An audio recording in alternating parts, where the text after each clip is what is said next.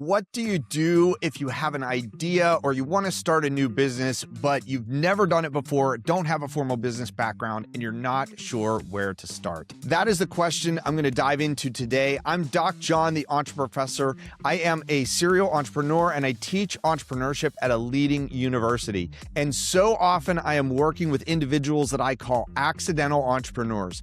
That's someone that has an idea, a skill, a passion, or a product that they want to bring to market, but they're not sure where to start. A lot of times they have a day job and they're working in that job and they're thinking, I could go out on my own, but where does it all begin? And so today I want to walk through 12 questions that I am frequently asked by accidental entrepreneurs, and they can be a game changer in terms of how you can start your business. So you'll want to stay to the end of the video because I'll also talk about some things that you can do to get started today if you've never started a business and you're not sure where to begin, but I want to give you the confidence to be able to just push the button, press go, and get into it.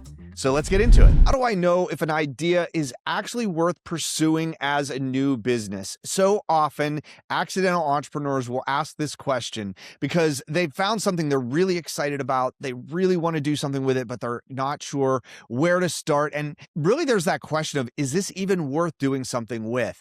I like to call this entrepreneurial judgment. It's getting that sense of, is this something that's worth starting? And what I would say, even if you aren't 100% certain that the idea you have is right on target, that doesn't matter. The entrepreneurial process a lot of times will disrupt or change or even transform an idea once you get into it. So what I always like to say is get started. Don't wait. If you've got that idea that's burning in your mind, I think I should pursue this. Do not go to sleep tonight until you have taken your best shot at getting it off the ground. And you may be saying, what does that even look like? It can be as simple as creating a Google folder on a Google Drive, just something that says my new business, or you can give it a name or say something that describes it. And that folder can be that symbolic beginning to the launch of your new idea. You may not know what it is yet. May not know what it's going to look like, or even if anyone's going to like the idea, or you're going to be able to find any customers. But the important thing is to get started. And so often everybody feels like they need to do a lot of things, a lot of research before they get started. They need to build a comprehensive business plan before they get started. They need to create a legal structure and hire people before they get started. And none of that's true. Starting a business begins with a spark, with an idea, with a moment where you just decide, I am going to be an entrepreneur. I am going to start this business. And the rest you can figure out along the way. So that's where I say it's as simple as create a folder on your desktop, create a folder in your Google Drive, whatever it is, and just say, this is what it is. I'm starting today. And then you can start with a blank sheet of paper. And we're living in an era where there are so many ways that you can brainstorm from here, where you can build from here. You can use a Google Doc and just start to write things down. You can use a whiteboard or a napkin just to sketch out ideas, or a notebook. With AI tools, there are lots of ways that you can feed in what you're thinking about and get AI to ask you questions and to be your coach along the way. But when I get started, one of the first things I want to do is I want to take everything that's in my mind and I want to get it captured and documented somewhere. Why? Not because it's so much that it's important to put that on paper, to have that on a piece of paper. It's to make sure I don't leave anything that I'm thinking of today out and forget about it and it just gets lost. So I want to capture everything I'm thinking about today. And this is where some open brainstorming of just it's like a mind dump. Everything you can think of, put it into a document. This is where a voice recorder or a transcription AI of some sort can be really helpful. I personally use Otter. Anytime I have a new idea, I will just turn Otter on and I'll say, start recording, and I will just start to talk. I'll start to say, I was noticing the other day that this problem existed. And I always like to start with problems. So that can be a really key part of it. Is there's this problem that existed in the world for me or for someone else. I observed the problem and I had an idea of how I might address that problem. And so this is really the early foundations of what's called ideation. And in ideation, you're going to start to capture every idea that you have. You're going to start looking at those ideas individually and together. Look for groupings or categories of different ideas. And you can also then start to look for themes that maybe inform a meta idea, something that combines multiple ideas. And you can start to put those into a document or some kind of repository, and you can start to refine those. What I like to do next is create some filtering criteria. So things like, what are you good at? What are some skills that you bring to the table that could help you to create a particular solution? What tools do you have available to you? Some would call this an innovation toolkit, where you have various tools at your disposal. And these can be things like apps, like your AI tools, or just maybe some skills that you have from your job experience, those kinds of things. It could be you just have insight or access to information that most people don't, that really become ingredients. So what do you bring to the table? The next is, what's the world need? So how big is the problem? Who's the problem for? Who has the problem? What kind of a headache is it? And, what are people willing to pay for? Is there, are there solutions out there to this problem? Are people already paying for it?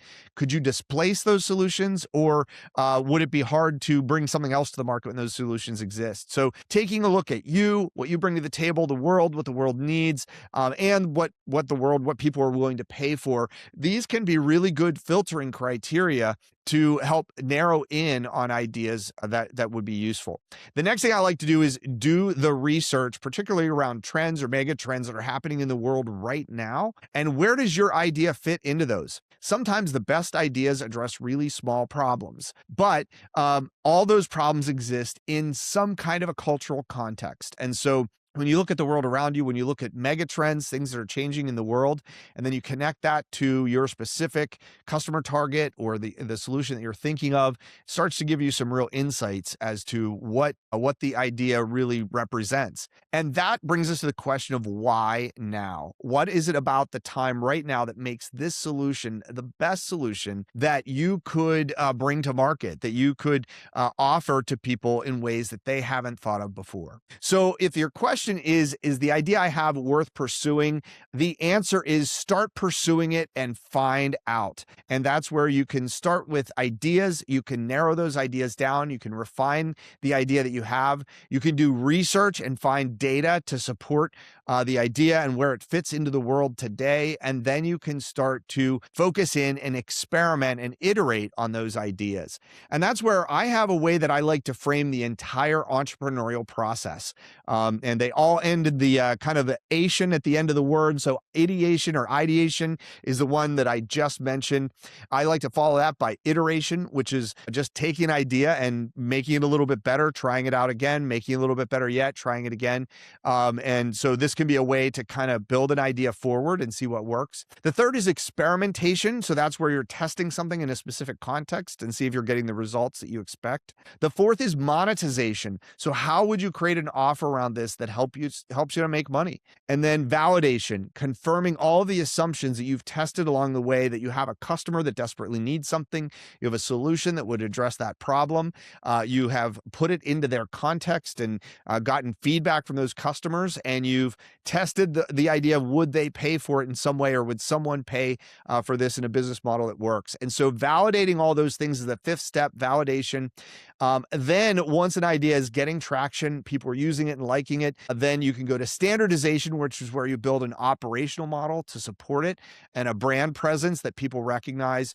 And once you have that, you're ready for proliferation. And that's where you try to expand the business either geographically or to different segments of the market, or really providing it to more people or building more products around it to make it work. And so that's the long-term picture view. But in the end, if you have an idea, if you're wondering, is this worth pursuing? The answer is, start pursuing it today and then see where it takes you. What is the fastest way to test a new business or product idea without wasting a lot of time and money? I love it when people ask me this question, whether it's in the classes I teach at the university, or founders that are working with me on a startup that I'm involved in, or even if it's just accidental entrepreneurs that are part of my community that are asking questions about, how do I test something without about really investing a lot of time and money, because we've all heard the stories of the company where someone had a great idea. They dumped a lot of time and money into it, only to find out later when they tried to sell it that no one really wanted it. Classic example is the Segway.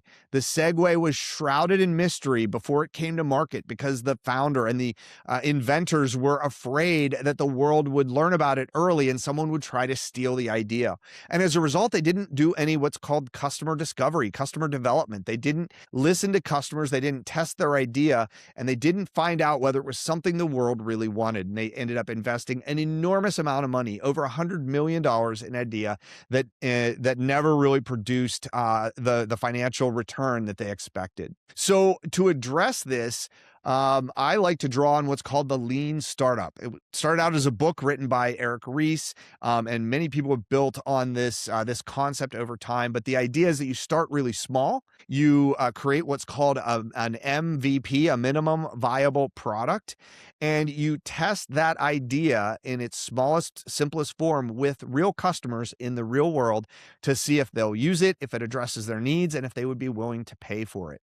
And so this minimum viable product is a way to start very, very cheaply, very simply, and to do so in a way that gives you a lot of information directly from customers early. And it fits into a larger framework called the build, measure, learn loop. The build, measure, learn loop is really just a cycle of testing an idea in its smallest form and then moving it forward. So you're going to build something, build a prototype. You're going to test it with customers. You're going to get it in front of real customers.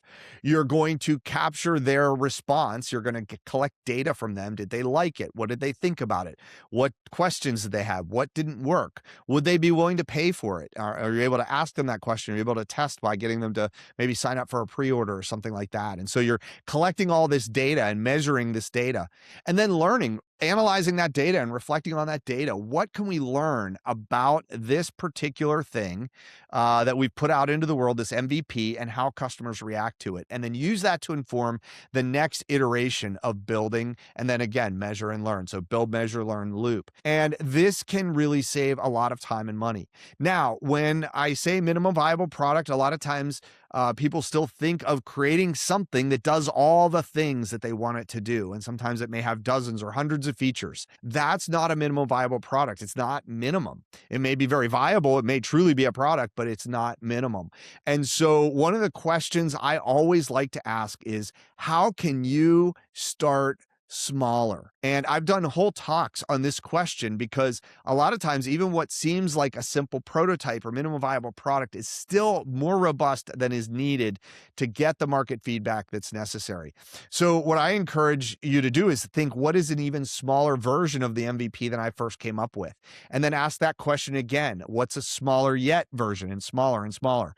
An MVP can be as simple as a sketch on a napkin. It can be a drawing on a whiteboard. It can be a simple prototype that you make out of folded paper or cardboard or clay or wood, or using a 3D printer. There are lots of ways that you can produce a version of the product that helps others to understand what it is you're doing and to test whether it addresses your problem that you're trying to address for your customers, or whether it's appealing enough to get attention from a customer or investor to say, yeah, that looks interesting. That looks like it could go somewhere. Let's try it out further.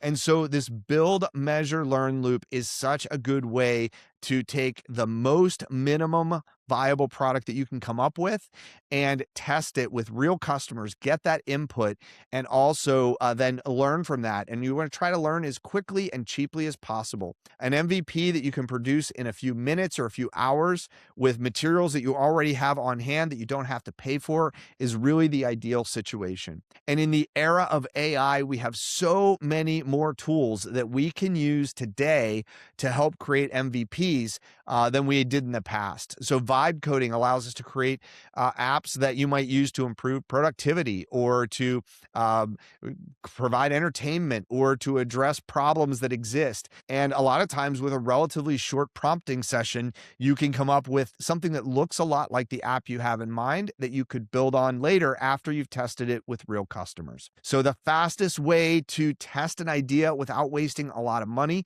is to prototype as small small as you can, create a minimum viable product, and work through the build, measure, learn loop to see if your idea is something that really creates value in the market that people are willing to pay for. Who exactly should I build my product for, and will they actually care?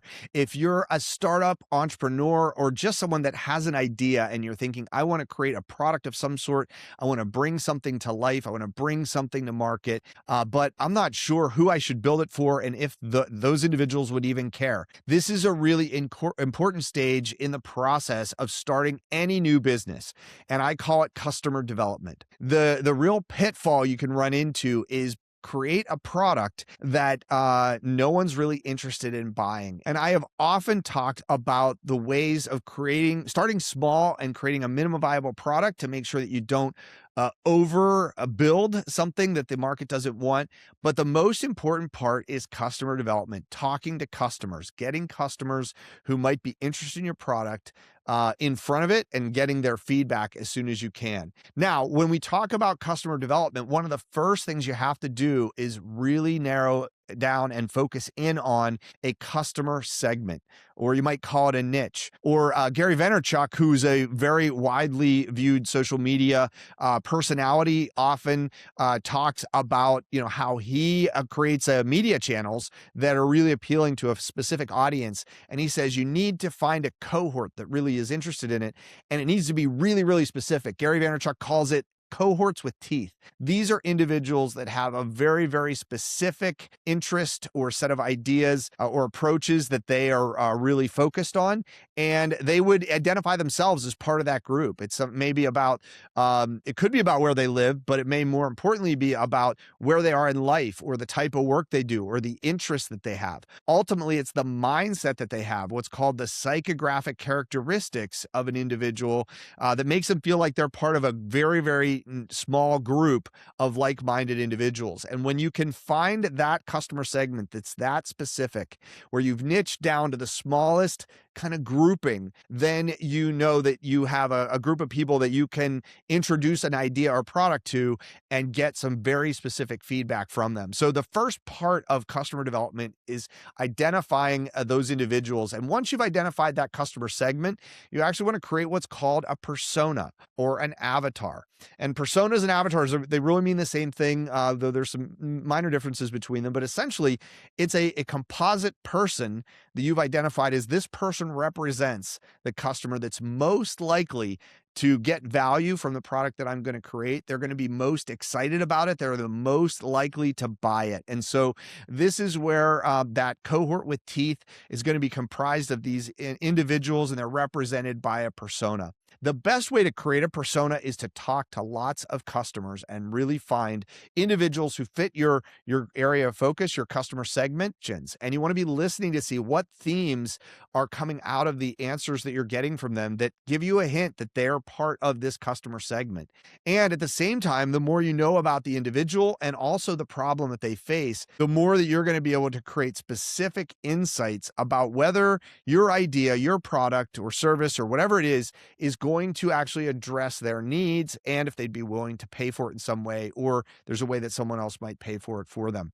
And so this customer development process, this cycle is really about getting to know this customer so intimately that you could really talk about the kinds of clothes that they like, or the kind of car that they're likely to drive, or the places that they like to go, the books they like to read, the movies they like to watch, the social media channels they use, and the kind of content that they're interested in.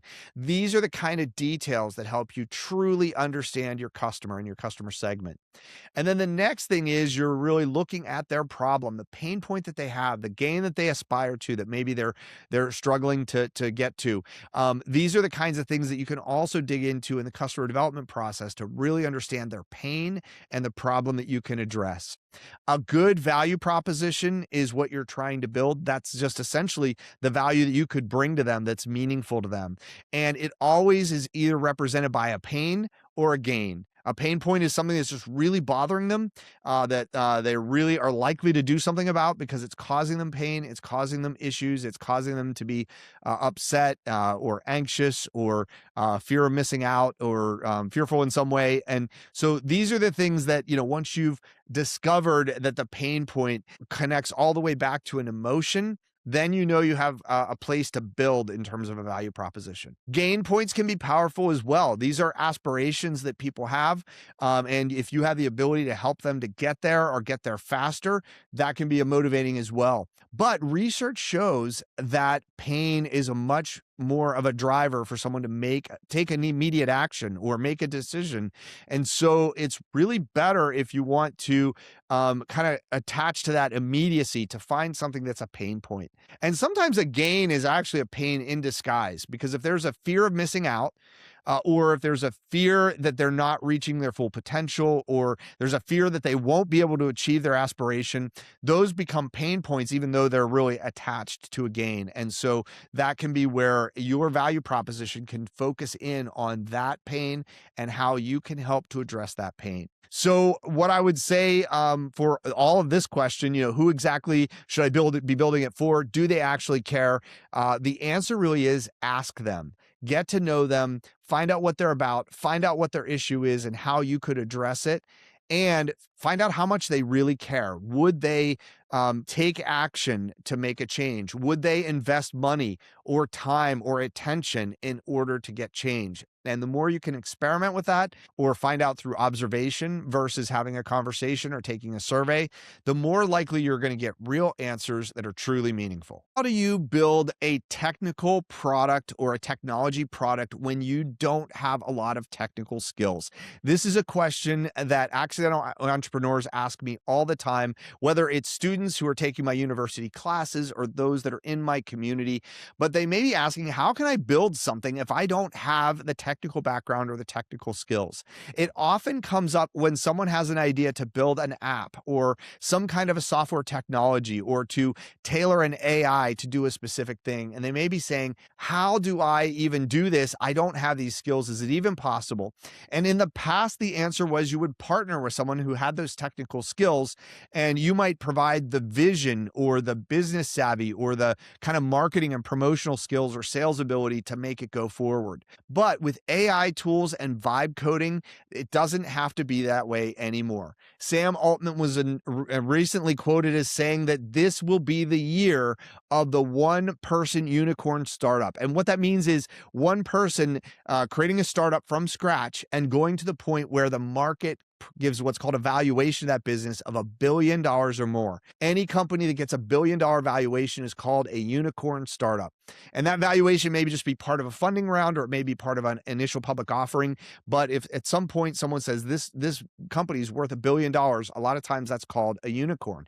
And what Sam Altman is saying is that this is going to be the year. AI tools and vibe coding are going to make it possible for one individual to come up with an idea and to bring it to life and to turn it into a highly valuable company without needing to have a technical co-founder or a technical team. Now, that's not to say that technical resources are not necessary when you're building a company. I actually believe coding is going to be more needed in the future because of AI than it has in the past, not less. But it is to say that a business can be launched and can grow and even start to thrive without having a technical person to do all of that work of coding out a software application, coding out some kind of a software product that comes to market.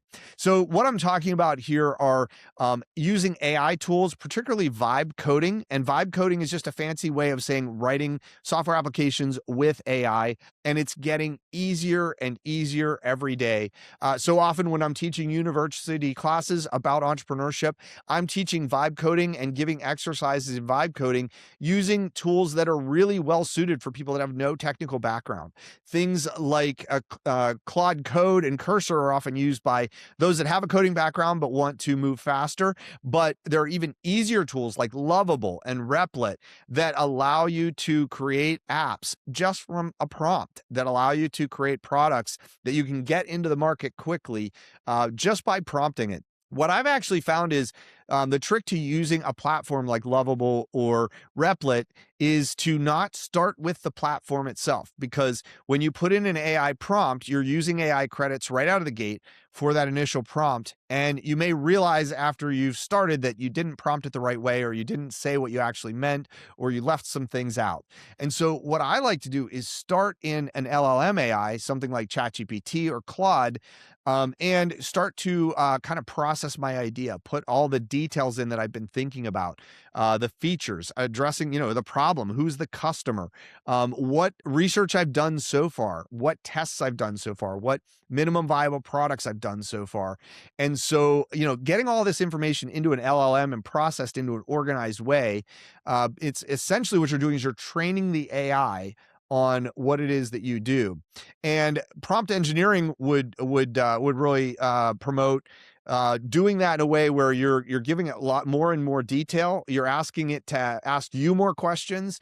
You're looking for any kind of source documents or artifacts that you've created, or databases or repositories of information that you have access to, bringing that into the model. And so over time, you're training this LLM to really understand what it is that you want to build. Next, you can then say to it, I want to build a prompt that's tailor fit for the vibe coding app that I'm going to use. And so this is where a good example, I built an app recently. It was a loyalty app for coffee shops. And I wanted to build it in Lovable, but I started first in ChatGPT, and I gave it lots of input about the what I knew about the industry, things I've learned from coaching that I've done with those that have started coffee businesses. I've taken, took articles and other just sources about the industry. And then what I did was I sent it out to do deep research. So I unleashed an agent to go and look at all of the restaurant technology apps in the loyalty space to see what they do, what the value prop is, who the customer targets are, what's missing. So I had it go and do all that research and identify, what's already out there, the environment, what are some of the trends, and maybe what are some of the gaps.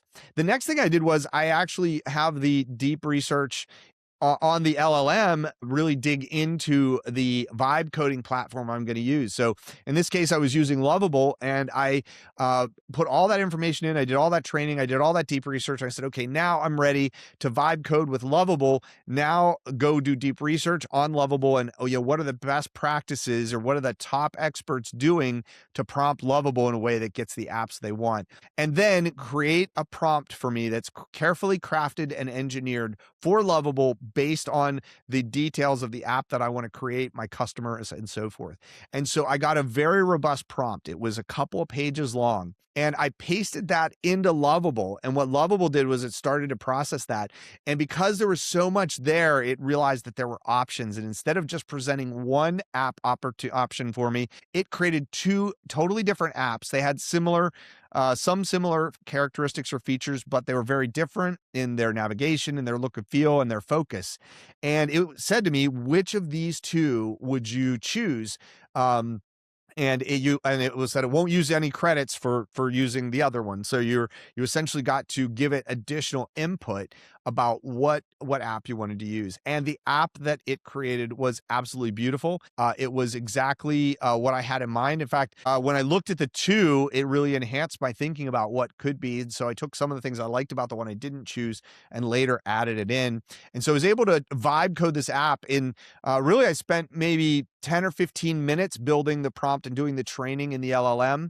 And then once it went in, it was a matter of just pasting it in and turning it loose. It took maybe 5 or 10 minutes to create first it came up with the choice. And then once I made the selection, maybe 5 or 10 minutes to build the app. And then it was literally something where I could continue to change and modify it, or I could publish it right then and there. So you can see vibe coding tools make it really accessible for someone who doesn't have a coding background to be able to create a technical product.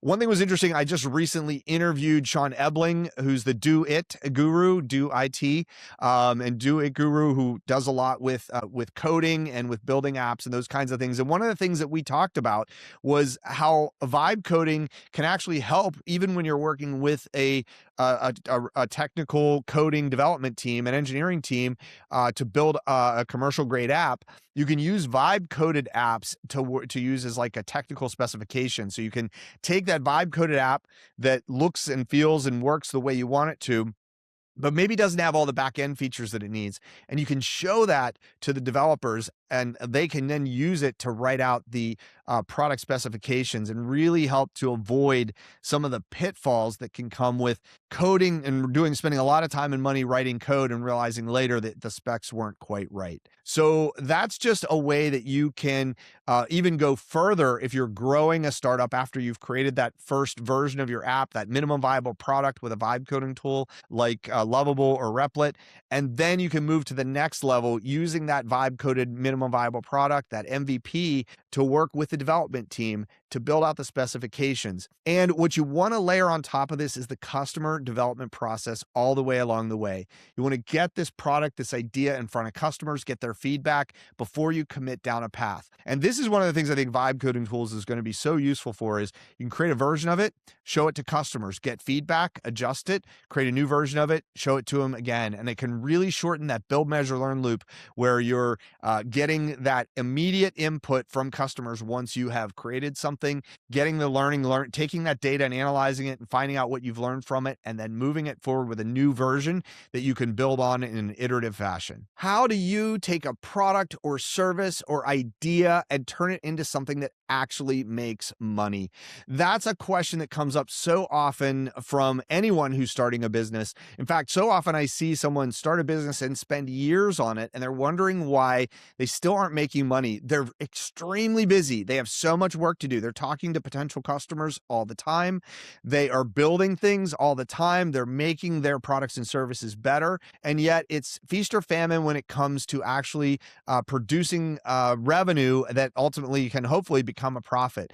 And so often at this stage of the game, the cost of the business can really eat up any money that comes in. And so with this, I want to talk about money model thinking. And so money model thinking, or in the framework of entrepreneurship, monetization, is really about how are you bringing revenue into the business? How are you making money? And so there's actually a lot of complexity around this question, because when you talk about making money, you have to define, what do I mean by that? Do I mean I'm selling something and people are paying for? Do I mean that I have money coming in and it's offsetting my costs, so I'm not losing money as I go? Am I producing a profit, so the business is actually gaining money from all the activity? And then ultimately, am I taking some or all of that profit and able to put it in my own pocket? So am I making money? And these are all very different questions. Your money model really needs to address all of them. If your question is, why am I always broke? Then really the part of the money model you're thinking about is, why am I not able to take money out of the business? And the only way you can take money out of the business is you have to be generating a profit. And you have to be generating enough profit to not only cover the cost of each sale, but also to cover all of your other costs. It's only when you do that, you have enough profit that you have the ability to take money out. Well, so that means you have to be really cognizant of what your costs are, and you have to control those costs, because the higher your costs are, the more likelihood that the higher your costs are, the more likely that the revenue you're generated is just getting eaten up by your cost structure. And so you need to make sure that those costs are right to be able to deliver the value you've promised, but there's not a lot of waste in the system, and you're not doing a lot of things that are not necessary to be able to deliver that value to your customers.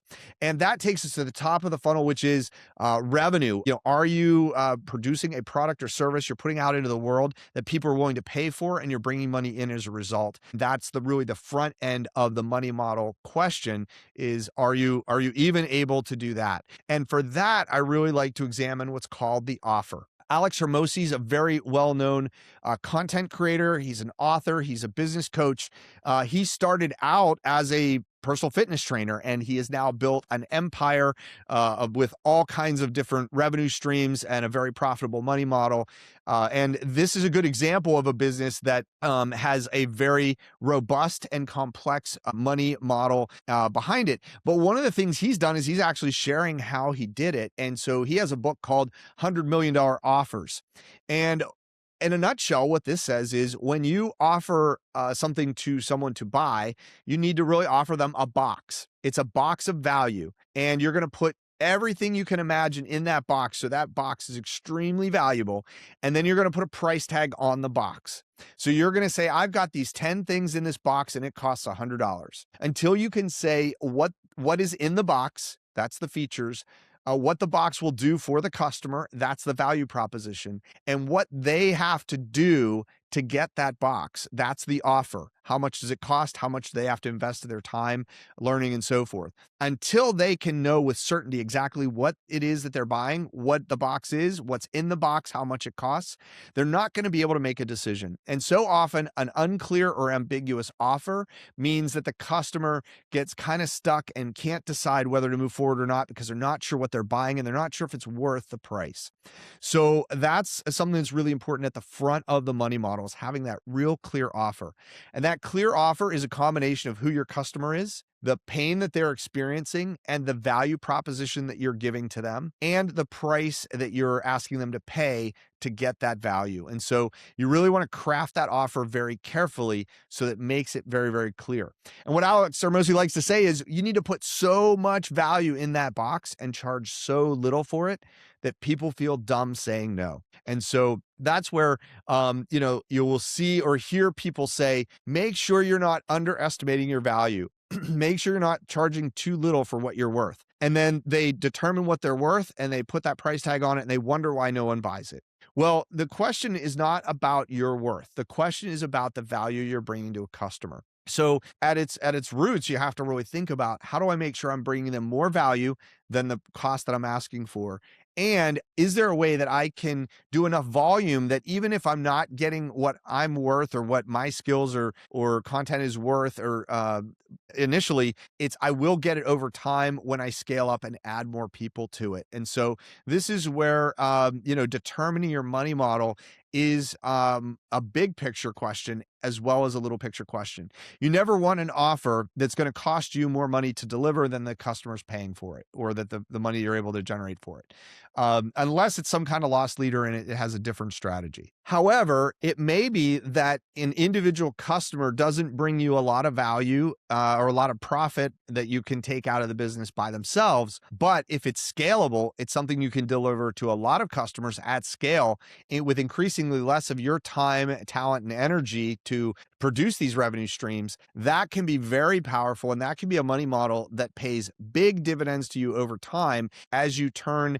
businesses that you're building into hopefully passive revenue streams, or at least revenue streams that are managed by others that are still putting money in your pocket. And so that's where creating that clean offer to generate revenue, being able to scale that offer so that you can get lots of people to do it. So even if your margins aren't as high as you would like, you can make those things up in volume.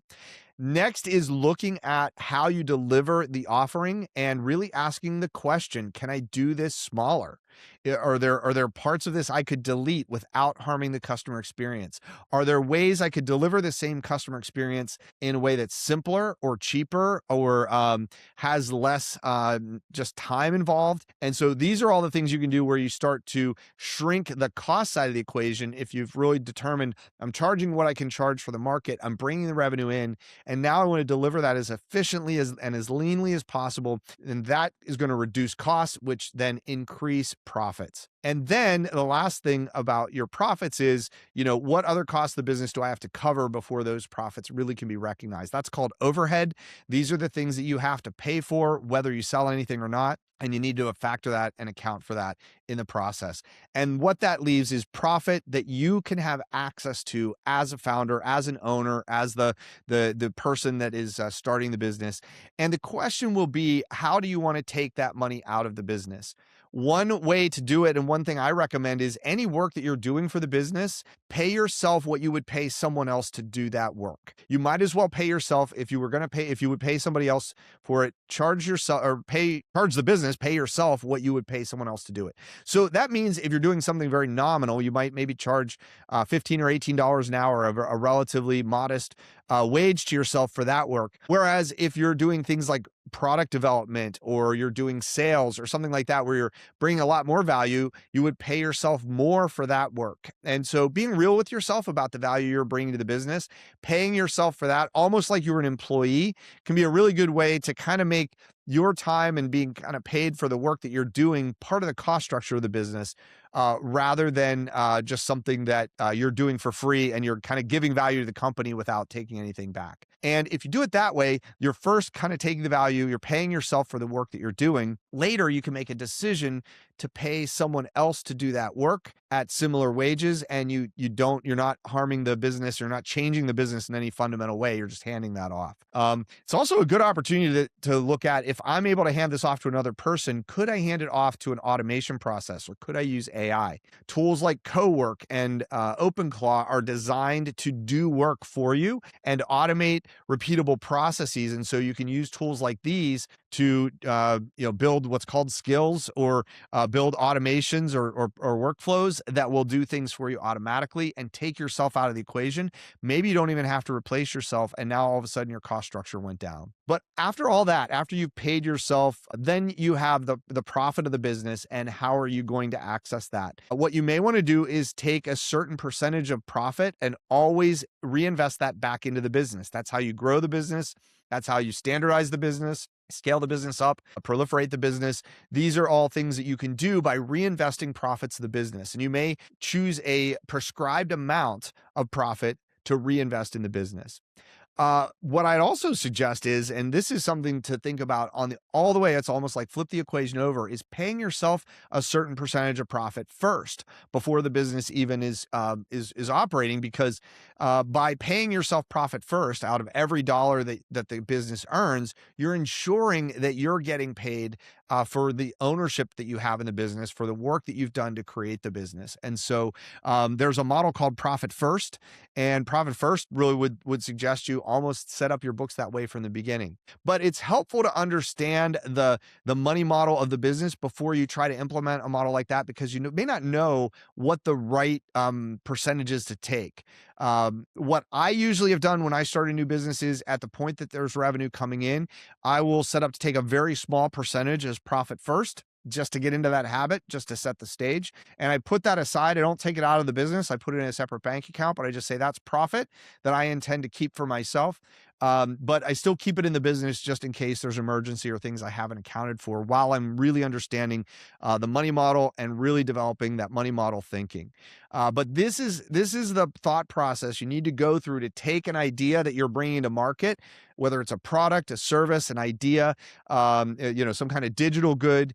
But then starting to think about, how am I going to work through this money model process, generating revenue, delivering value, making sure that there's a profit, extracting profit and value for myself in different ways. These are the things that are going to help you to figure out, is this possible to produce this business and to actually make money? And it's important to do the math first, figure out how this would work, make some assumptions about how much you're going to charge, how many you can sell, who your customers are going to be, and the growth curve, as well as your costs and the kind of profit that you're going to need to take out of the business to pay yourself.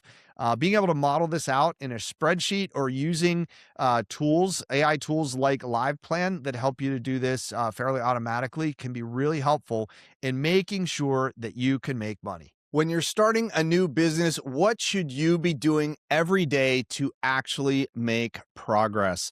This is a question that comes up so often with not just new entrepreneurs, but any entrepreneurs that I work with who are part of one of my coaching communities or who are taking my university classes.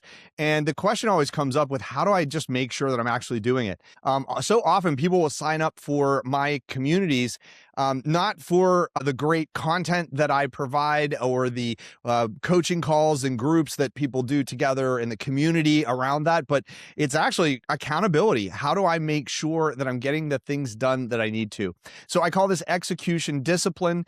Any kind of a business is going to depend heavily on the amount of time and attention that you give it as an owner, as a founder. And even if you're an accidental entrepreneur, even if you've never really started anything before, or don't have a formal business background, you can still be very successful as a startup founder if you're willing to put in the time, if you're willing to put in the hard work, the grit, the hustle that it takes to get a business started. And it doesn't even have to be the best idea. It doesn't have to be a new product or a new service. Anything that you're going to really hustle at to go out and find customers, really define the right kind of customer that you can help and the kind of value that you're going to be able to deliver, and to get them signed up or to get them to buy your product and to service and support them in ways that make them really happy and want to come back and tell others about it, and they're willing to pay you an amount that's worth it, and you're doing the hard work of delivering that value in an efficient way.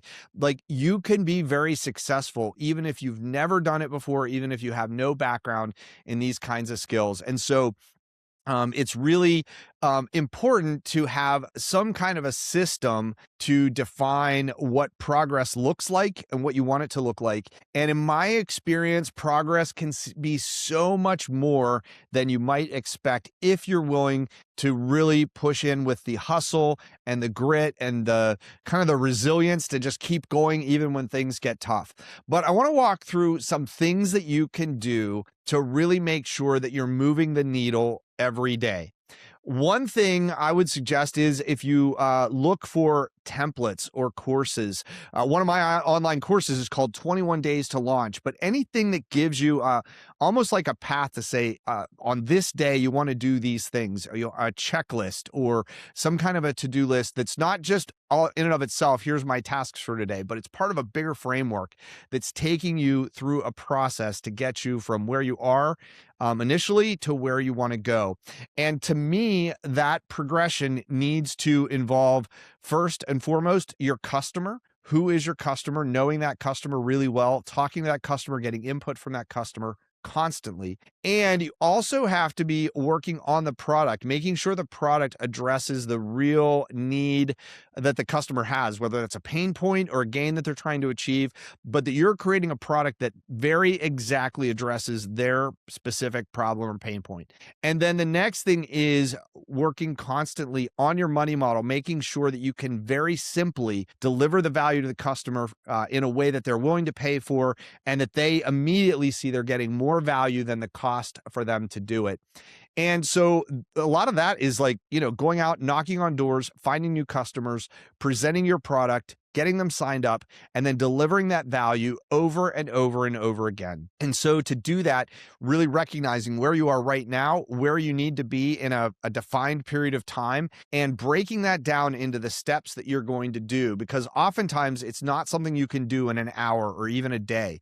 It might be things that you need to work on for several days or weeks or even a month or more.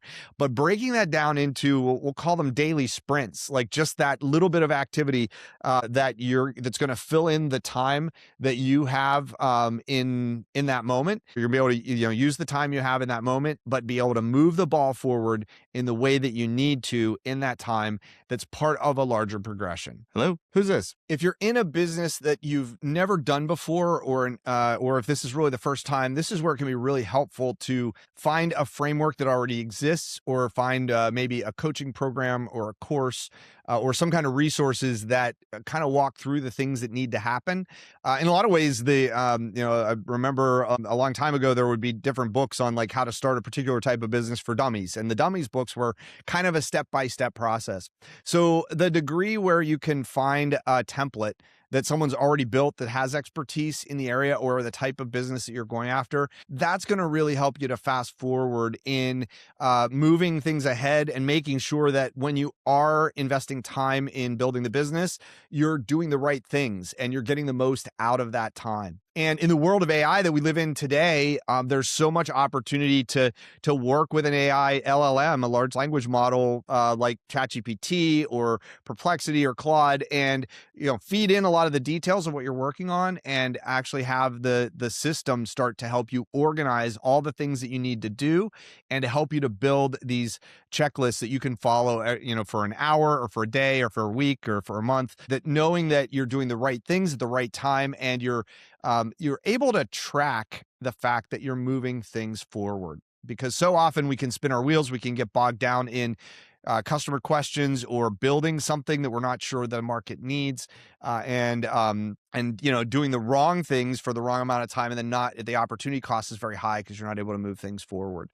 This is also a good place to look at the overarching entrepreneurial process. Knowing where you are in the entrepreneurial process can tell you a lot about where you need to be focusing your attention right now. And I often share the 7 stages that I have observed in entrepreneurial startups of all kinds. And when I look at a lot of the models that are out there, they all touch on different pieces of this. But the big picture is you start with ideation, and then iteration, experimentation, monetization, validation, standardization, and proliferation. And within each step of that process, where you should be spending your time is very, very different. So knowing what part of the process you're in, knowing what the outcomes are that will help you to be ready to move to the next stage of the process, and really breaking that down into the tasks that you need to be doing and where you need to be focusing your time and attention are really, really important. So this is where in the ideation stage, you're doing a lot of research, you're talking to customers, you're getting a lot of input, you're capturing ideas that you have or ideas that others feed you or prompt in your thinking as you're working with them. And so really the ideation stage is coming up with, taking a lot of input and coming up with lots of ideas, but then, focusing that down until you have one idea that really is something that you're ready to work on for a period of time. Then you might move into iteration and then start testing that idea with a simple MVP. And the idea of iteration is getting to the point where you can kind of know what it is and know how to explain it so that you can start to build intentional experiments. And that takes you into the experimentation stage where you can start to test the solution with the problem, with the customer, and figure out, is it doing the things that you're wanting to do? Is it consistent? And so you're looking for data that can help you to measure that and test, did it work? Did it not work? Is it what I thought was going to happen? Was it something else? And so at any point in these stages, these early stages of the process, you might say, you know what? I'm not finding the things I need to go back and start again. But as you move forward, where an experiment's starting to work, you're bringing value to customers, you're addressing a pain point, you've done experiments, you can start to see more consistently that things are working. The money model then really needs attention. And that's where you might spend hours, days, weeks, even months. A model, how are you bringing appropriate value to customers for a price that they feel very comfortable paying, and then making sure that you can do that consistently. And then the 5th stage, validation. At the validation stage, you're kind of going back through everything and testing, like, was my idea on target with the customer and the problem? Is my understanding about the customer correct? Did my iteration take me to the right place, or did I miss things along the way? Did I create some gaps? Did I experiment in the right ways? Did I test the right things? Is my money model producing revenue? Is it producing enough to cover the costs? Validating that all these things are certain and documented, because that's what you're going to need to do before you go into a standardization process. And with standardization, your tasks are going to be related to creating standard operating procedures, creating documentation, making sure that you're doing everything the same way every time. You're delivering value to customers the same way every time. They know they can depend on you. They know what they're buying. They know why they're paying for it. And then moving to that final stage where you start looking at ways to proliferate the business and thinking about, could we add adjacent products? Could we take this product to adjacent markets and people? Could we advance the work that we're doing in ways that could be used in, really other ways, or to fuel other business models or other markets? So these are the things that you really think about when you think about execution, is where am I in the process, and what are the steps that I should be taking right now to progressively move forward towards the goal. The last thing I'll say here with this one is it really helps to have some kind of a system to track your progress, to make sure you're defining what it is you're going to do, when you're going to do it, and confirm that you're getting it done. And so this is where some kind of a task tracker or even a checklist app can be really helpful. I use Asana. Others use things like Notion, or Trello, or Workday. There are lots of different kind of project management, task management, or checklist apps that can help you to define the work, define when you're going to do it, and make sure you're monitoring that progress as you go. If you've started a new business and you're wondering if you're really making any progress or if you're just staying busy, this can be a really good time to zoom in on metrics and feedback loops. I often teach different ways to measure results and to produce what are called key performance indicators when I'm working with student entrepreneurs, when I'm working with accidental entrepreneurs, or anyone that's really has a business and they're thinking, I want to make sure I'm really making progress. Because what happens a lot of times, if you're a solopreneur or even if you're an entrepreneur and you're really kind of running everything, you're in the day to day, you can find yourself extremely busy, exhausted at the end of every day, totally spent, and also not sure, like, did I really get anywhere? And this can even be harder as the business is a little bit successful because you have customers, you have employees, you have equipment, you have processes and systems and technology, and there's just lots of things going on all the time that's calling for your time, calling for your attention. And so you're never at a point where you're not feeling extremely busy, but you're also not sure, am I getting the things that I need to? And so this is where data can be so important, even early on when you're starting a new business, where you're collecting data about what's happening in your business. So sales is an area where a lot of companies will say, our sales are really up and down. Well, one of the things I would want to do in that situation is understand what the sales activity is. What does it look like to generate leads? What is the sales funnel? What are the steps that you take a customer through in that sales funnel? Who's performing those steps? The salespeople. What is their role exactly? How's it defined? What are they doing in that process? How closely are they adhering to the process? And ultimately, how many of those opportunities that come through the sales funnel are turning into closed business? So within there are dozens of things that you could measure to see how are things progressing. What I'm always most interested in is the ratios in each stage of the lead funnel, the lead generation process, and the sales funnel. But I'm also interested in the velocity. How fast are things moving through that funnel? Because if you have two opportunities that come in as a lead and go into your lead qualification system and then your sales funnel, if one of those opportunities takes a lot of time and turns out to not be a good opportunity, then that's not an ideal situation. You've spent a lot of time, money, and energy taking someone through a sales process, and ultimately it didn't convert into a new customer. At the same time, if you have a lead come in that's going to be a new customer, and you take a long time to get them through that process to where they convert, you could have been making money on that customer faster. You could have been building relationship with them faster. You could have been proving value to them faster. And so a process that's moving too slow, even though it ultimately is a win, could still be a loss in terms of opportunity cost because it's preventing you from others. So that's just one example of where you could use data about each stage of the process. How many leads are we drawing in? How many leads are we moving from unqualified or raw leads to qualified leads? How many leads are we taking from qualified leads to they're entering the sales funnel and they're getting interactions from a salesperson and moving them all the way through the process? So these are all opportunities to measure what's happening, how consistently it's happening, how long it's taking.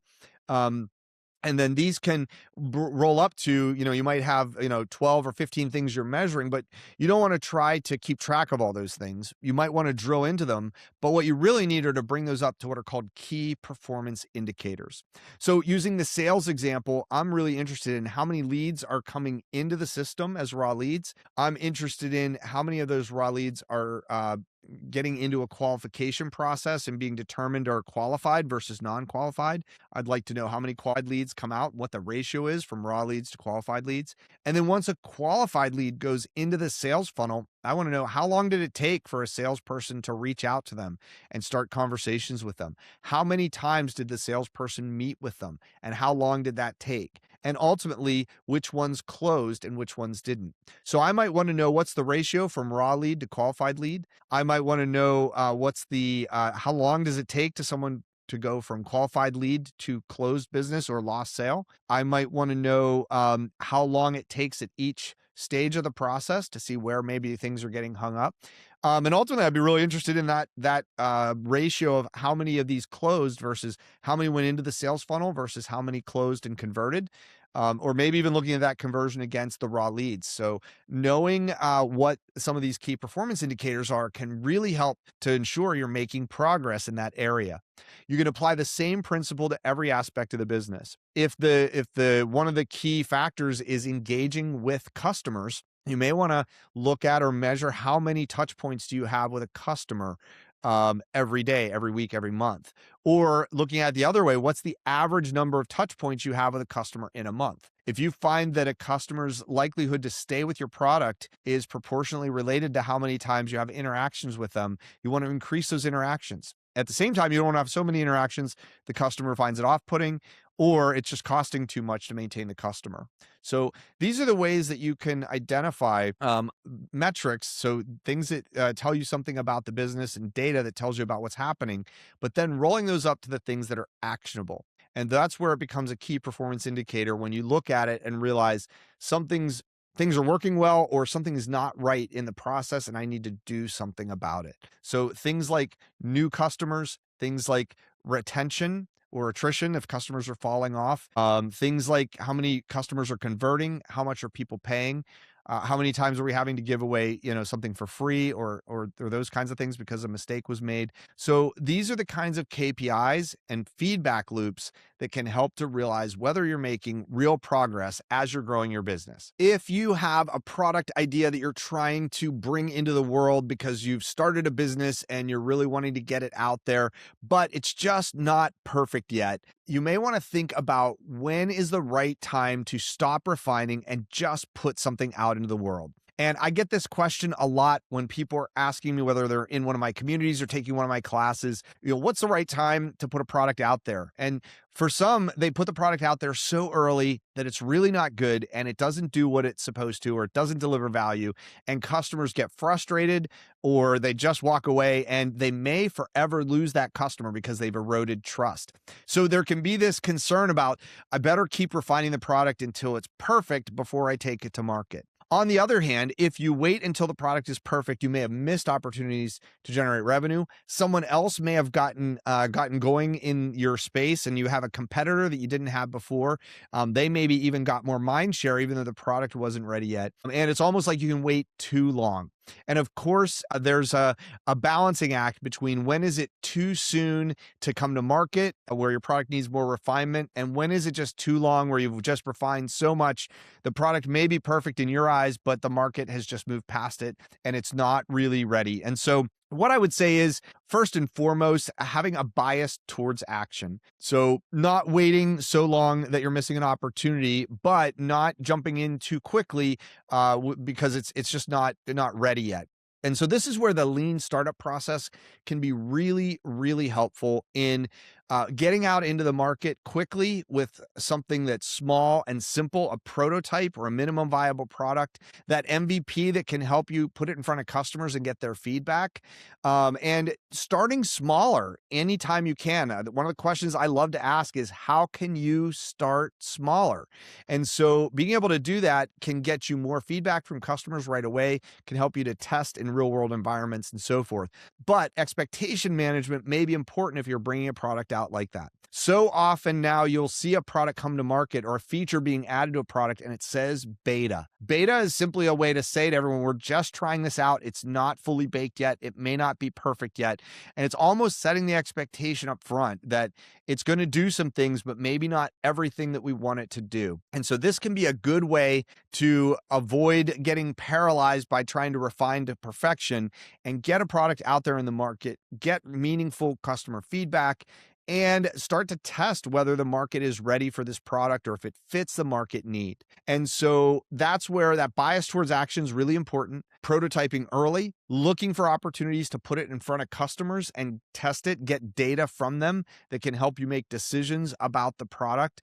And also building relationships, building trust, building capabilities as you go.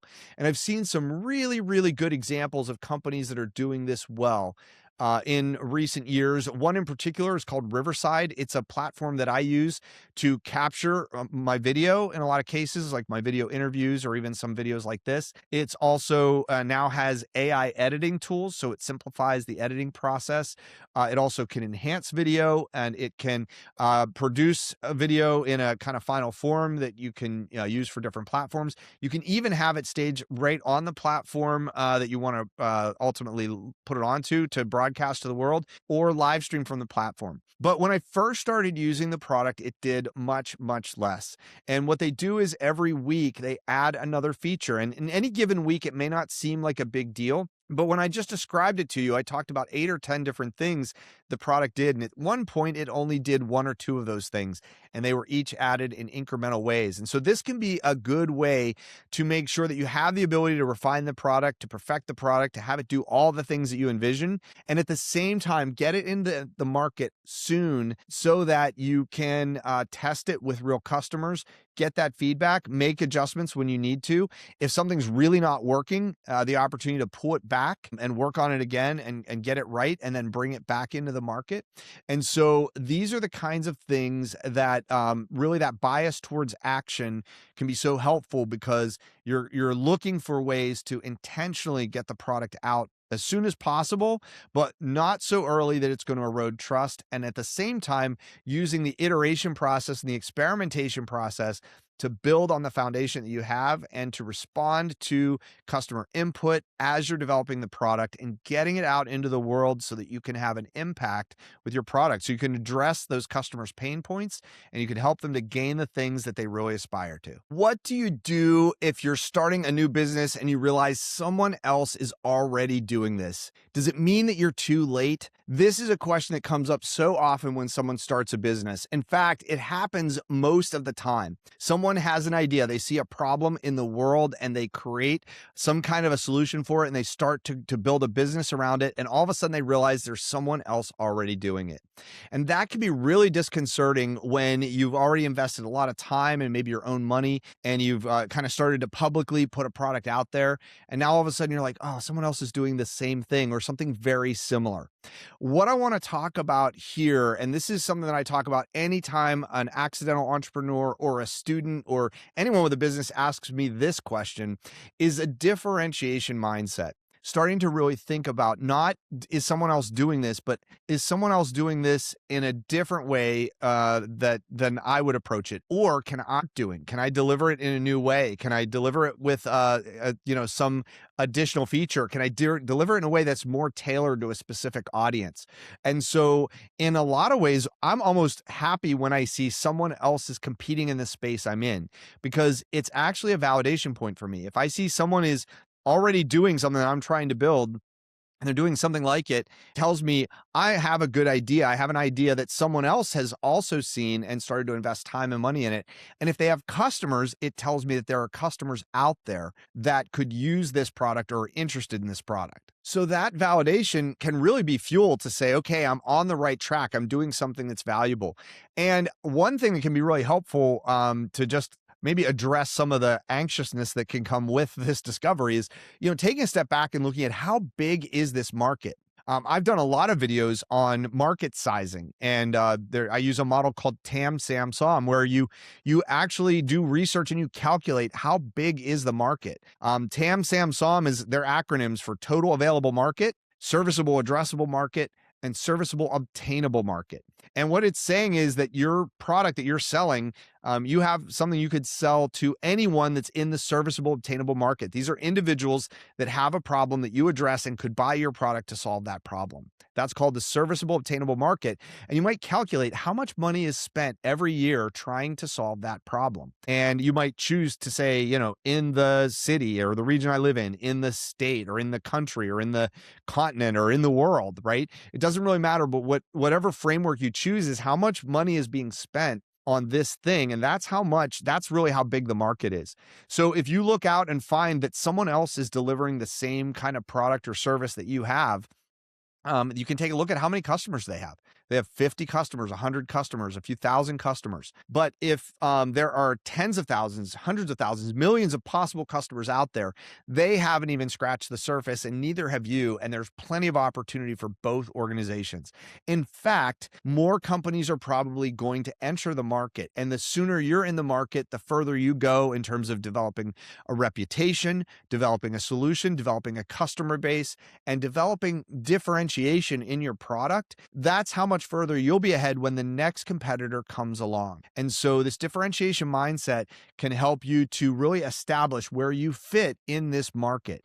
And when you look beyond the serviceable obtainable market that you could get today, there's a serviceable addressable market, this larger audience that they're not looking to spend money, or they're not addressing the exact problem that you solve, but they're spending money on similar types of problems in a similar space. And so it may mean that you can expand outward, and the market that you can address later gets bigger.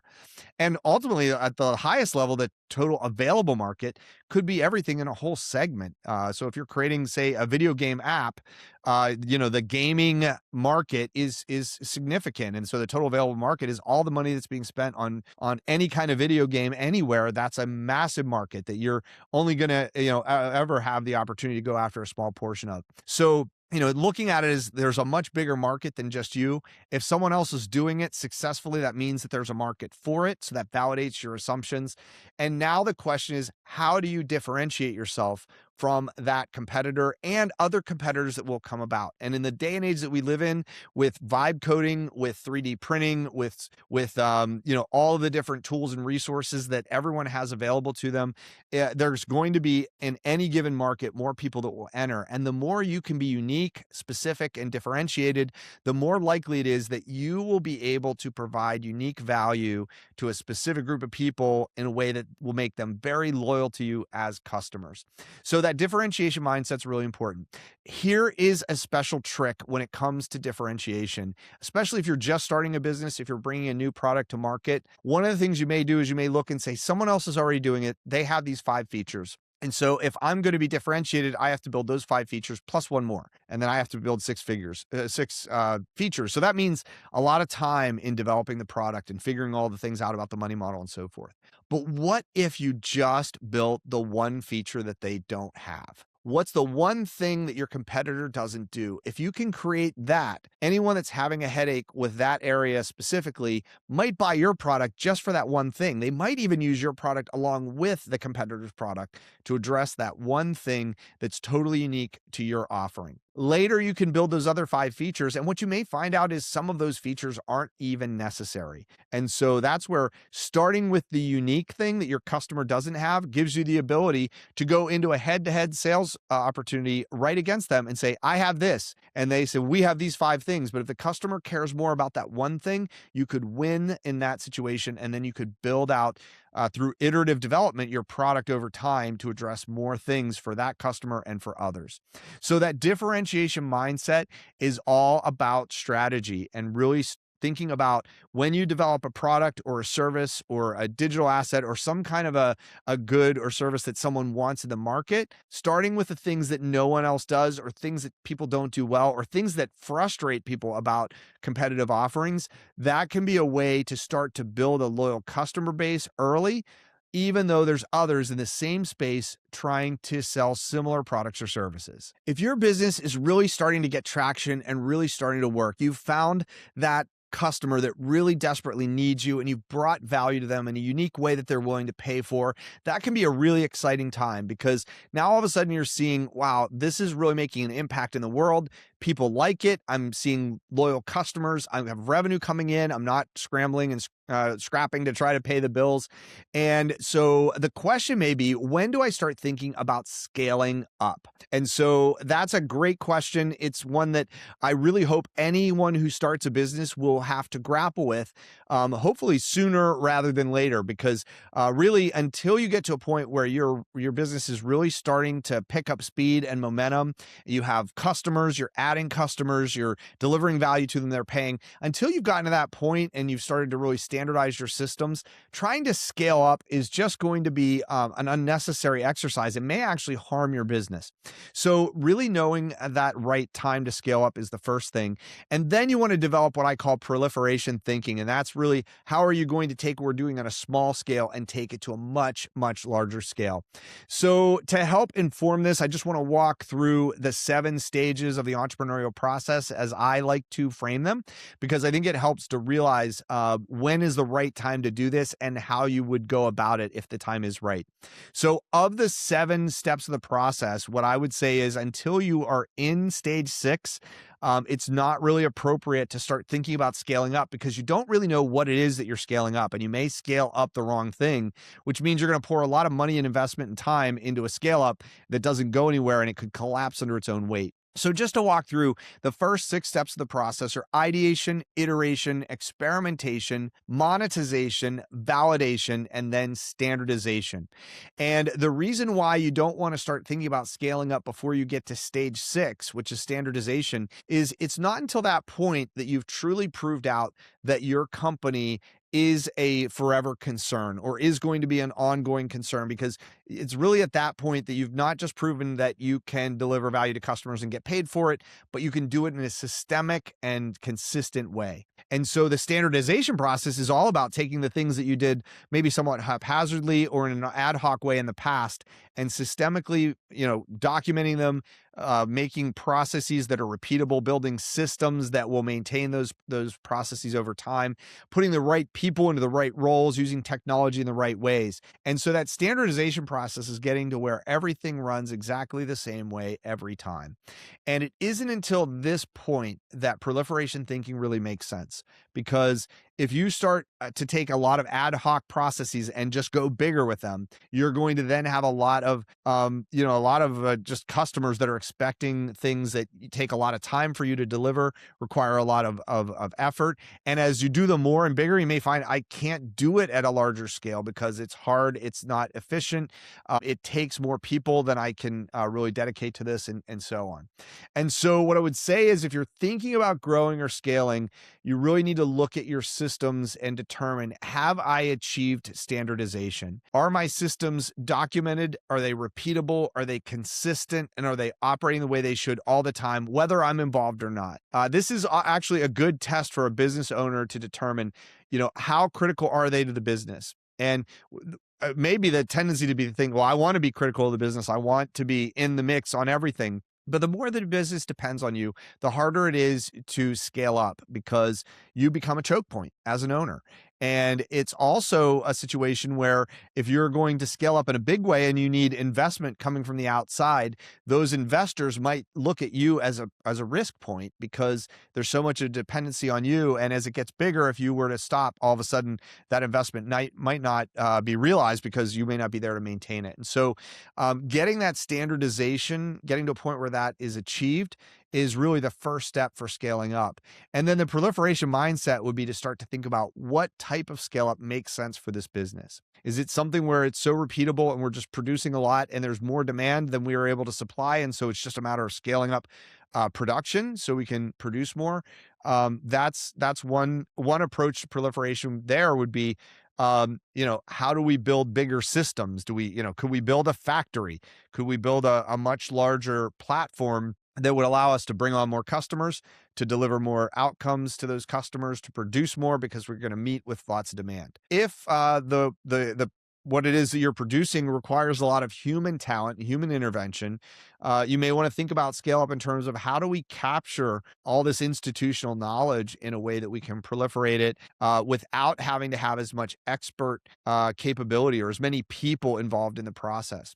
So these are some of the questions you would ask when you think about proliferation. Is, it's like, what would it take to do this thing at scale, at not just, a few times more or percentage more customers, but multiples more? The other thing you should really be looking at this point is, does proliferation actually mean doing, really going after more markets? So adjacent markets that could use the product, but maybe it's tailored in a different way for them. Or could you create different products for the current customer base or the current market that you're in? Or are there products like what you're doing that could take you in new markets or new applications? Are the byproducts of what you're doing things that you could use? So, like data monetization is often a different business model that's outside the current serviceable, obtainable market. And so it could be a whole business. So could you scale by, creating new business models with the tools that you have? Another way to scale up would be through acquisition. Could you acquire other companies to get bigger and grow and scale that way? Or could you strategically buy companies that would give you capacity in areas where you have a weakness or areas that would be difficult to scale in the business, but they could bring in that expertise? Maybe it's equipment, maybe it's infrastructure, or maybe it's even just a brand or sales positioning that would allow you to gain more access. And so these are the things that really come up when it comes to scale. And so the first question to ask is, do I have a standardized enough offering to a very specific enough customer base that I could scale it? And would the money model support it, doing that math? And then the second thing would be looking at it in terms of proliferation thinking. Now that I have a standardized offering delivered to a standard group of customers for a money model that supports it, are there economies of scale? If I go bigger, can I actually reduce my costs by adding more into the infrastructure? Or can I reach more markets by having more capacity? And finally, are there different things I could be doing to gain more market? And could I achieve that maybe organically, or could I achieve that through acquisition, through expansion in those ways, through mergers and so forth? So these are just some of the ways some of the things you want to think about when you want to grow or scale a business, to make sure that you're heading in the right direction. But to really look at, is there a way that this could be a world domination business in its particular class? And those are the kinds of things that proliferation thinking can help you to envision and ultimately map out. If you're thinking about starting a new business, or you've started a new business and you're at the point where you're asking the question, should I invest real money in this, or should I even go all in? At this point, you're really asking the question of, how much risk am I willing to take to make this business a reality? I get this question a lot from entrepreneurs, particularly those that have gotten started, and they may be at that point where they're thinking about, should I quit my day job and just invest all my time here? Should I kind of take my life savings and invest it in making this business really grow and get bigger? Or should I ask others to invest in it, or borrow money even? And so, this is can really get to that point of, do I go all in? Is this the thing that's really going to carry things forward? And those risks can be so high. Leaving a job could mean losing an income stream and maybe not having enough just to support yourself personally. So that can feel very risky. Mortgaging a home or a property at a point when you're feeling like the business may work or may not work, and it could really feel like I could lose my house. And so that can feel very risky. Or if you borrowed money, or you've gotten investment from friends and families, which is oftentimes where money comes from when you're starting a business, is that going to create some kind of social pressure, or, really make me feel like I've really caused harm to people I care about? And so these are all questions that can come up at this point when it's time to go all in on a business. And so I would really talk about this in terms of risk calibration. So as a startup founder, you have to know that there are going to be risks in starting a new business, and there are so many of them. The first and foremost, the risk is what I would call opportunity cost. The time and effort you're going to spend building a business could also be invested in a job that pays you for the time that you put in, or pays you for outcomes. If you're in something like sales, or you do work on contingencies, where you may have experience and know that I can consistently and pretty certainly make money doing this one thing over here. So if I stop doing that, I'm giving up all that certain money, and I'm going to put time into something that's not going to pay off for years, maybe even decades into the future. And so that's one of the things. That first decision is like, my time, the opportunity cost of my time, is that really worthwhile? The other thing is, I always like to remind people as they're starting businesses, the idea of getting rich quick by starting a business is practically a myth. It's not that there aren't stories out there of people who came up with something and almost overnight had an overnight success and had money coming in and those kinds of things. It's not that it doesn't happen. It's just very, very unusual. Most successful businesses go through a long period of time to build the business, to really calibrate the business to the market, to find the right customer and product mix and money model. And so it's a lot of time invested and a lot of, even capital invested before there's any return. And so I always encourage any new founder to really count the cost, but also to give themselves a lot of time to expect that it's going to take a long time before they're getting money back out. And so if from a risk perspective, that feels very disconcerting, causes a lot of anxiousness, that may be a moment to take a step back and say, is this the right time to start the business? Or another way to look at it is there a way to start smaller and grow in a little bit slower way that I can still kind of hedge bets in terms of keeping a day job or using funds that in a smaller way so it's not exhausting all of the resources that I have. So that risk tolerance is really, really important. And then the other question is, where will you go for money to invest in the business? Because your time is limited. You only have so much of it, and you have to make a determination there. And the money that you have may or may not be enough to take the business where you need it to be. And even if it is enough, it may not be enough to give you the kind of quality of life or security in life that you want or need and still be able to pursue the business. And this is when you have to think about other people's money. OPM, as it's often called, in startup funding is, where you're looking for someone else to provide the capital, whether it's in the form of a loan, whether it's in the form of an investment, whether it's in the form of selling equity. But it's really getting cash from someone else to really fuel the business forward.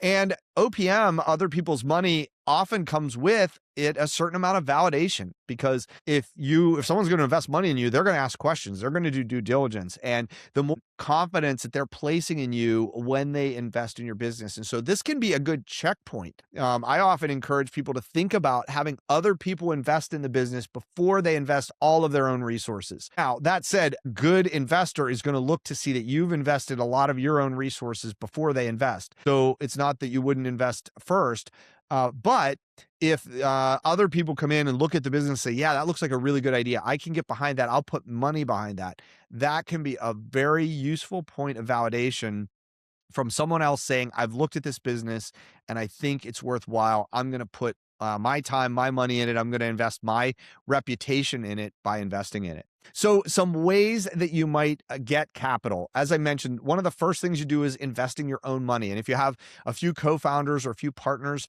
you may ask each person to put in some money and to kind of get started. But there will come a point where you need money from other sources. So another thing you can do is borrow money. You can borrow money individually or borrow money as a group.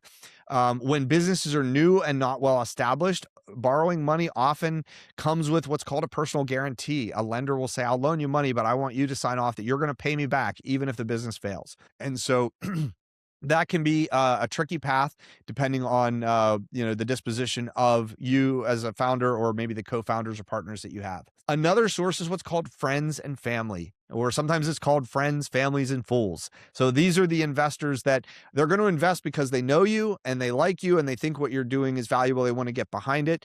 But they're maybe not sophisticated investors. And if they really were looking at all the options they had with their money, this might not be the best investment for them, either because of the risk or the potential return. But nonetheless, they likely will invest in you because they know you and they want to really be part of what you're doing. And so that friends, families, and fools round can be those that kind of see what you're doing and say, I think I want to take a chance on this. But beyond that, there are other sources of investment capital or other source of funding that you can pursue. Some of it is grant funding. So state business administrations in most states have some kind of a fund where you can get grants to start a new business, or you can get loans or other capital vehicles that are very favorable to help you start a business, to maybe produce jobs in the state or to increase the local economy, those kinds of things. And so pursuing those can be really helpful. Likewise, there are nonprofit organizations with similar kinds of missions that you can pursue to try to get funds where it might be a grant, it might be a loan, it might be a convertible note or some other vehicle that can give you resources pretty easily. The next level of investing are what are called angel investors. And these are usually at least somewhat savvy investors all the way through very sophisticated investors that are have an interest in a particular market, a particular type of entrepreneurship, and they look for businesses that fit their area of interest, and they look for ways that they can not only invest money, but also bring mentorship, maybe their network, maybe things that they have access to, people they have access to that could open up markets. And so these are individuals, usually high net worth individuals that want to invest in small business and want to do it in a very specific way, in a specific type of business. And if you fit their profile, you may be able to give a pitch and go through some due diligence and get investment from an angel. Next, you might look at what's called venture capital. So venture capital firms tend to like to see businesses already off the ground and starting to show a lot of promise. They maybe reach that validation stage or standardization phase as a business, but they don't have the capital to scale to the next level, or there's a market opportunities that they could open up if they could invest in infrastructure and marketing and brand and sales, all these kinds of things. And so this is a time where you might go to a venture capital firm and say, I want this type of investment, and for this, I'll give up some equity. Sometimes venture capital firms will sign what's called a safe note, which is saying we're not going to determine yet what it's worth, but the money we put in is going to have value in a way that floats up with the increased value now, and then they can take advantage of future exits. And ultimately, a lot of times they'll invest just to have the opportunity to invest more capital later when the business is starting to really get its feet under it and start to make some progress. So venture capital can be another way to get revenue, money in the business to grow and to scale. And the thing here is venture capital, they're usually going to want a lot of equity for as little money as possible, and they're going to have some way to kind of help you to grow, but they're also going to be investing in a lot of different companies, and they're maybe going to have limits in terms of how invested they're going to be, but they are going to be really looking for an exit in 4 or 5 years where the business is going to sell or another investor is going to come in and they're going to be able to take their capital and their earnings, their gain out of the business at that time. And so they're looking for what's called deal flow, where they want to start a deal today and 5 years from now, they want to get maybe double their money back or 5x or 10x their money back. And so these are, this is really a business for them, is finding businesses, and they know that some are going to fail, some are going to succeed, and they want to get as many of them as they can that are in the success column. Finally, another type of investment you can get is what's called private equity. This usually doesn't happen until a business is very well established, unless a private equity firm is starting to collect a lot of companies together in the same space and try to bring them together in what's called a roll-up or a conglomeration of some sort. So usually they're going to look for businesses that are fairly established. They're likely have already gone through some of the other types of investment capital, and they're going to want to buy a position in a company to use it for other purposes, or maybe just to buy it outright and it becomes an acquisition, which turns into an exit for you as an owner or for others who have invested along the way. But private equity firms are really usually looking to take a business and make it either part of something or grow it into kind of a commercial enterprise that might one day be traded or sold to another company or what have you. One other thing that can happen around this time are, acquisitions where you have a company that's just interested in the technology you have and just wants to buy the company outright, or they see that you have a lot of talented individuals that would be useful, and they do what's called an acqui-hire, where they buy the business, not so much for the business itself, but to be able to bring those employees over and kind of plug them into the world that they're looking into. But these are not usually the things that you're thinking about at the time you're asking the question, is it the right time to invest real money? Should I go all in?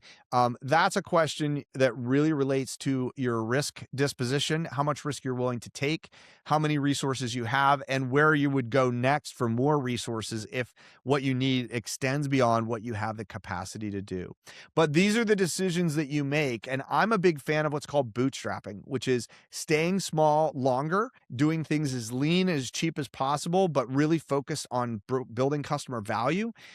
And building the business in terms of systems and capacity to the point that when you do get investment capital, you're in the driver's seat because you've already shown that the business works, and the investment capital you're getting is for very specific things that'll help to grow and scale the business. If you're thinking about starting a new business, you may be asking the question, what is the biggest mistake accidental entrepreneurs make early on? And first, let me tell you what I mean when I say accidental entrepreneur. This is someone that's started a business or thinking about starting a business that's never done it before, maybe doesn't have a business background, and they're really, it's really new territory for them. But at the same time, they have a passion for something or an idea or a skill or just a notion that I could go out on my own and create something new that would be really valuable to the world, and just an extreme desire to do that. And so accidental entrepreneurs oftentimes will charge out and say, I'm going to start a business. They launch, and there are lots of pitfalls that can happen along the way. And actually, the question itself is, what is the biggest mistake accidental entrepreneurs make early on? It's a really hard question because there are really so many different places where mistakes can be made. But what I would say, as I have worked with hundreds, probably close to 1,000 entrepreneurs at this point, and looking in this early stage of starting a business from scratch and getting focused, I think the one thing that can really be a catastrophic mistake is when a founder doesn't have self-awareness about their role in the whole process. So founder awareness is really the big idea here. And it's really that self-knowledge of where you're strong, where you're weak, where you understand the things that need to happen in the process and where you don't, where you need others and where you don't. I mean, these are all things that really relate to the founder. So as a founder, as an accidental entrepreneur, you may be saying, should I start a business and what could go wrong? First thing I would say is, if you have an inkling to start a business, start the business. And just start small, because by starting the business today, you're getting into motion. You're giving yourself the opportunity to pursue the business and not leaving it as an unchecked box on your bucket list. And at the same time, starting small means that you're going to explore in ways that help to mitigate your risks. And one of the risks is just not knowing yourself well enough to know when you're going in the right direction, or when you yourself are kind of in the way of your own progress.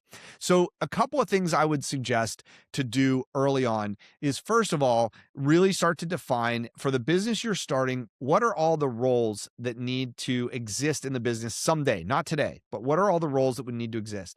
So if it's a technology product, you need somebody who can, build the product, even if it's a vibe coder that's going to be able to do the product. You're going to need to be able to sell the product. So you're going to need to have, somebody who's able to sell the product. You need to have some kind of brand presence. You need to have something that kind of tells people who you are and what you're about. So you need to have somebody that's going to do marketing work. You need to be able to deliver your product, and that might be, might be a series of Zooms or phone calls, or it might be physically driving somewhere and dropping off a product, or it might be shipping a product to someone. You have to produce the product. And so, if it's a physical good, maybe you have to actually manufacture the good or find somebody to do that. And so you maybe have to build partnerships. So all the different roles that you need in your business, I almost define it like, if you could hire 50 people today, what roles would you fill, and maybe create a little bit of an org chart. Now, you're not doing that because you're going to hire all those people, but at the top level, you're going to find there's 4 or 5 roles that are critical to making this business work.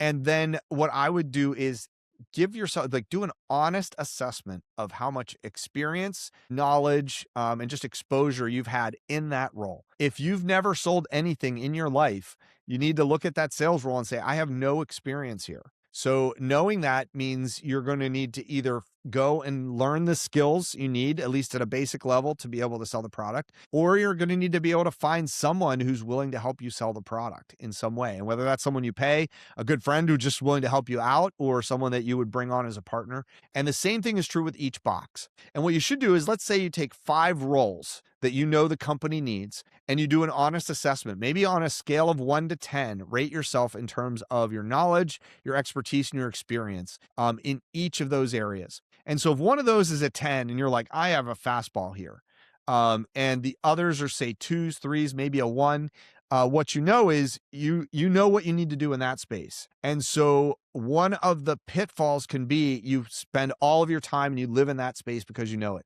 So if you've been a salesperson all your life and you know how to sell, you might go out there and sell over and over and over again and have lots of customers all lined up, but you don't actually have a product or a repeatable process to deliver a product to customers. And so now you have customers that have signed up and said, yeah, let's do it. Maybe you've even taken money from them, and now you don't have the ability to deliver to them. And so you have a problem. So really going through each area of the business, those kind of core areas of the business, and defining which roles am I immediately expert qualified in? Which ones could I do? Which ones do I really have a gap? Getting clear on that. And that's where, early on, you can start to really look at each one of those to say, okay, if this is a strength, lean on that strength and you leverage that strength. If it's an area where you don't have everything you need, lean in on learning and experiential, just activities you can do, like test things out, like get to work in those areas to try to build that capability. And the areas where you have no knowledge, look for ways that you can fill that gap, either by hiring maybe a contractor that can fill that space, or maybe starting your own learning, or finding a service that addresses that. Or if it's something that's really critical to the business and a skill that's really outside of your experience, maybe looking for that partner or co-founder that can help in that space. And if you have the resources, it might be that it's an employee, or again, an independent contractor that can serve in that role in a fractional way while you get the business up and running. But I would say if I had to choose one, that's the biggest mistake accidental entrepreneurs make, is that they don't fully know themselves, and they don't kind of have that moment of being realistic about their gaps and the areas that they are deficient in, and then building a plan to address those deficiencies as the business grows, to make sure that they aren't making, just critical mistakes early on in the business. If you're starting a new business, or you've recently started a business, or even if you're trying to grow a business that's starting to get off the ground, I hope this has been a useful Q&A session to walk through the 12 questions that I am asked the most when I'm teaching entrepreneurship at the university, when I am doing conferences with individuals who are trying to start businesses or getting started, or when I'm working with those that are accidental entrepreneurs in my coaching communities. These are the things that come up the most, and I see over and over again, these are the themes that really can make a difference between whether a business gets off the ground quickly and smoothly, or really runs into a lot of pitfalls, whether it ultimately succeeds or fails. And so I really would encourage you to look at each one of these questions and think about how they apply to your specific business. And it may be that some are really right on target for right now. You may say, I am not there yet. So you can come back to this video at any time to really look at your process and see where you are. But just to review, what I've covered here throughout these 12 questions is this framework of the entrepreneurial process. Whether you just have an idea and you haven't even started yet, or whether you've started a business and you're somewhere along the way, knowing where you are in this journey can really help you to focus your attention, because it really helps to really move through and effectively address each point in this process before you move on to the next one. That process is ideation, getting really clear about what idea you have that is worth pursuing, and getting that customer engaged so that you can confirm what you think about the idea. And then the second is iteration. Start small with that minimum viable product, that prototype that allows you to test the product with customers in the market. Number three, that's the third stage, is experimentation, making very specific experiments and tests to confirm that what you're doing is having the impact that you expect, and that there are going to be ways that you can get paid for the value you're creating. That takes you to the fourth step, which is monetization. What's the money model for your business, and how are you going to consistently get paid in a way that allows you not just to survive, but also to thrive in terms of profit that you can ultimately take home and reinvest in the business. Stage 5 is validation. Once you have the first 4 stages figured out, you want to validate that you really truly know what you think you know, and that it's right for the business. Once you've done that, you're ready for stage 6, which is standardization, building a repeatable, systemic process comprised of processes and people and standard operating procedures that are going to allow you to deliver value to your customers in a consistent way every time, and making sure that it matches up with the value that you promised to customers and what they paid for. That then sets the stage for proliferation. The 7th stage is where you can start to expand the business in lots of different ways, self-sustaining, and maybe doesn't even need you anymore. And these are the stages that any business needs to move through if you want to really truly have a company, an asset that you can sell, or that you can run and use as a source of revenue, and that can fuel you in all of your pursuits. And in this way, you're moving through these 7 stages challenges as you launch, grow, and thrive. If this has been helpful for you, please like the video and subscribe to the channel. But you may also want to consider joining one of my communities.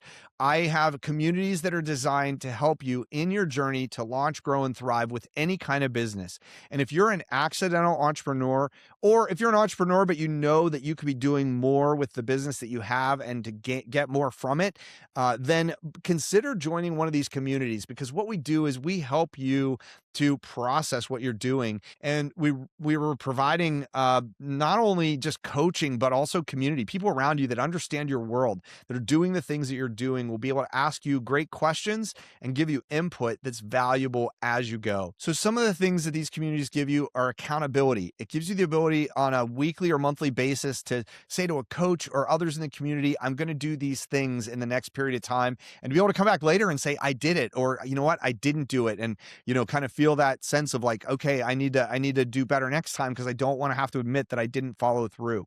Also betterment, just tools and resources, frameworks, online master classes, self-directed material, private coaching, really those ways to improve what you're doing and get direct input to really up your game in terms of entrepreneurship and applications to your business. And finally, community, that ability to come together with others who are like-minded, who understand your world, who can give you input that's valuable and meaningful and informed by their experience.